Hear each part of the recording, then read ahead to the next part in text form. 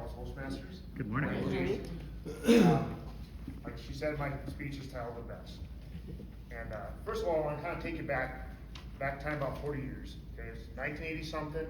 I'm about 9 years old. It's a Friday night, and we are going to the video store where you're going to rent the latest in home entertainment technology, a VCR, and about a half dozen movies.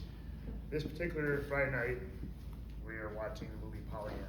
It's a Disney movie made in 1960, and it's about this young girl who just lost her parents, moving to a new town with her Aunt Polly. She's never met her before. This town is a very serious, very stoic type environment, and she's a very happy-go-lucky, glad person, not really fitting into this crowd.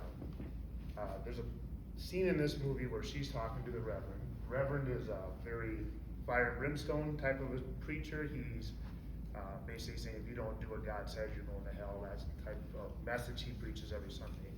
Well, she is listening to his sermon and says, my dad, who was a minister also, said there's over 200 glad or happy passages in the Bible.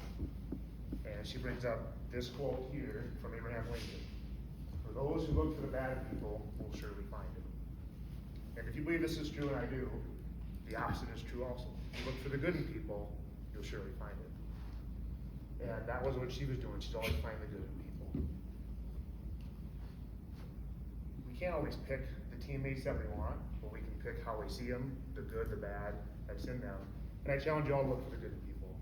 Bring out the best in them, make them the best part of your team. Fast forward about 15 years. This is about 2000. I'm looking through the same entertainment center that my dad had the movies playing on, and he had this book called How to Win Friends and Influence People. This is a book he had from college, and I asked him about it. I said, that's a good book. You should read it. It helps you learn how to talk to people. And if you haven't read it, I recommend it. It's one of the recommended reading. But read through this book. Here's a few tips from Dale Carnegie of how to relate to people. First one is call people by their name, right? Instead of hey friend, hey you, it's hey Chris, hey Marissa, hey Sue. It makes them feel important. You know their name, that means enough that they're important enough to know their name, right? It's a good way to relate with people. Always make people feel important. Everybody in your team is important. They have something to bring to the table, so try to figure that out and make them feel important, because everybody, all humans need to feel important. Give a man a good reputation though too.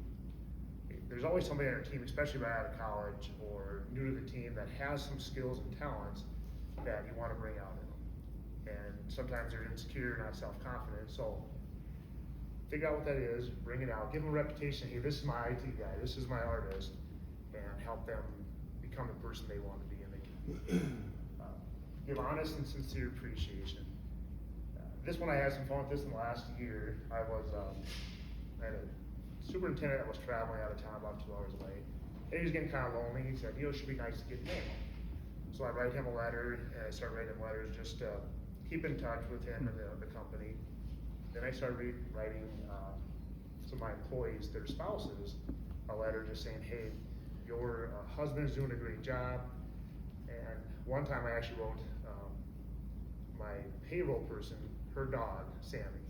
Hey Sammy, your mommy is the best. Thank you for sharing her with us. She is the best part of our company. She's like a big sister to us all. And that really made her feel very appreciated, right? It was just 5 minutes of time, writing a quick letter and saying, hey, you're a big part of this company and we appreciate you. And that really went over really well. And last one is, instead of condemning people, try to understand them. Stephen Covey says, first seek to understand, then to be understood.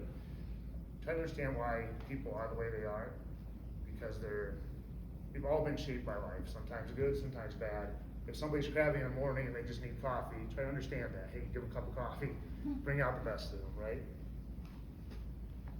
Another topic about bringing the best of people out, the best people, is servant leadership. We've all kind of heard this buzzword, and it's important. It's kind of what the Bible tells us to do, is serve people, make sure they have the information they need, make sure they have the tools they need, make sure they have the grace and understanding that they need. That helps bring out the best in those people, and that makes a better part of your team.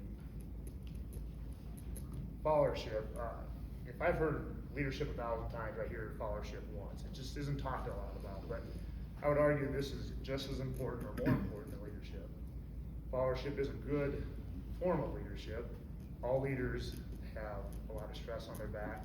They need someone to look out for them, right? If they're working so hard and they're missing a meal, hey, bring them a meal, bring them something. If they need information, you can project that, give them that information to make sure they're successful and bring out the best in them. The best example of a follower, leader that I could say is a platoon sergeant in the Army. So picture this, you're a platoon sergeant, you've been in the Army for 15, 20 years, and you got lots of experience. You get this new second lieutenant, that's me, second lieutenant, that's my platoon sergeant, and that's Sergeant Bob Foster. I've been in the Army for a few years, and I don't have much experience. And he is shaping me and making me a future leader of the Army. And he's not in charge, but he's also responsible to make sure things happen. And that's the advice every second lieutenant gets, is grab a good NCO and just listen. Just shut up and listen and do what they tell you to do, and they'll make you a good leader. And they really help shape the Army. They make all the future generals, all the colonels, those are the guys that do that. Lead us to this last quote. This is Robin Williams. I think everybody kind of knows who he is. He was a comedian, actor, and this is his quote: "Everyone you meet is fighting a battle you know nothing about. Be kind, always." He ended up committing suicide. He had depression, alcoholism, all that stuff, but he always tried to bring out the best in people.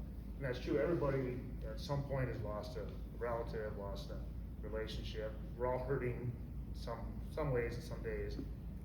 Being kind may make that day that much better for that person.